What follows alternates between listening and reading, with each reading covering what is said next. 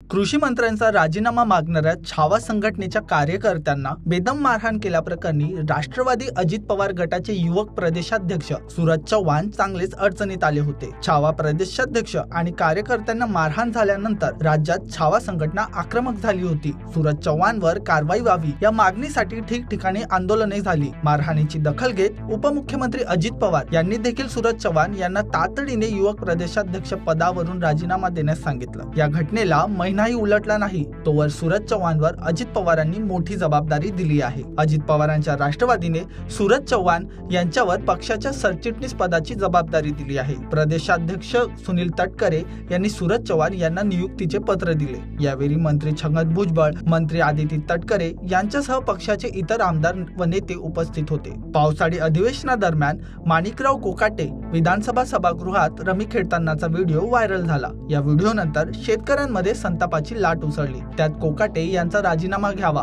त्यांची कृषी मंत्री पदावरून हकालपट्टी करावी अशी मागणी छावा संघटनेने केली होती।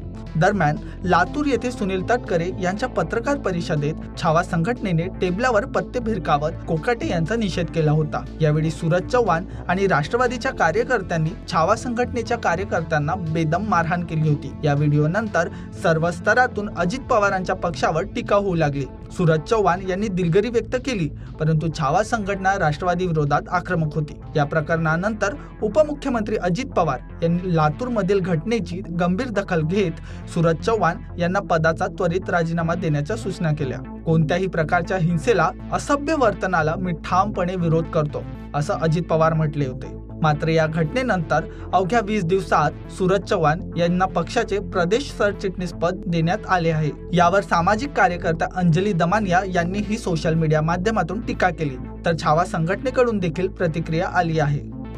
कारण तो जो हल्ला होता तो अतिशय प्राणघातक आणि भ्याड होता। शेतकऱ्यांचे प्रश्न तुम्हाला विचारायचे नाहीत का?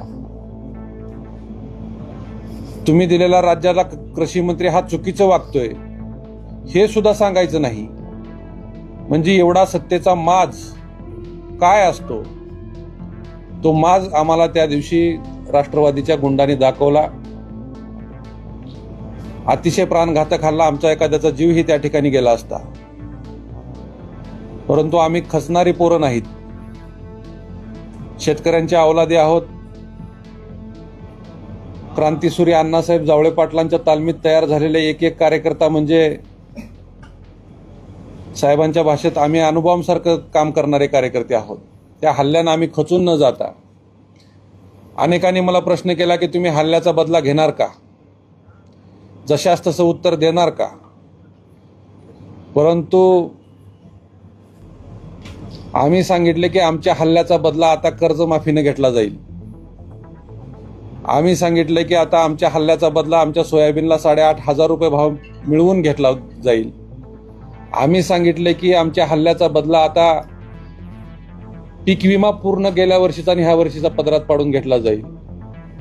आम्ही सांगितले की कापसाला 10,000 रुपये भाव पदरात पाडून आमच्या हल्ल्याचा बदला घेतला जाईल। सत्ताधारीत जर कायदा हातात घेत असतील आणि भाषणामध्ये कायद्याचं राज्य असं सांगत असतील, संवैधानिक भाषेचा वापर वेळोवेळी सत्ताधारी जे प्रमुख लोक आहेत ते करतायत आणि त्यांचे कार्यकर्ते शेतकऱ्यांच्या पोरावरती हल्ला करतायत।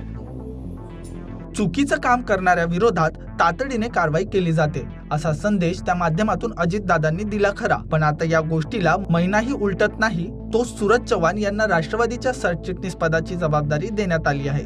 त्यामुळे काही दिवसांपूर्वी सूरज चव्हाण यांच्यावर करण्यात आलेली कारवाई ही नावापुरतीच होती का असा प्रश्न उपस्थित केला जात आहे।